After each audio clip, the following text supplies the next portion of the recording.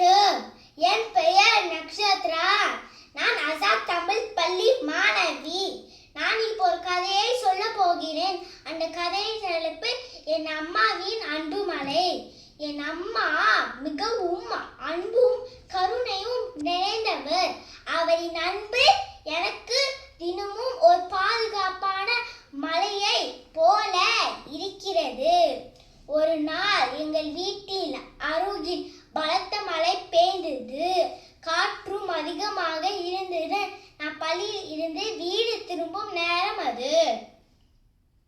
நான் மழையில் நனைந்து வீட்டிற்கு வந்தேன். உடனே என் அம்மா ஒரு துணியை எடுத்துக்கொண்டு என்னை துடைத்தார்.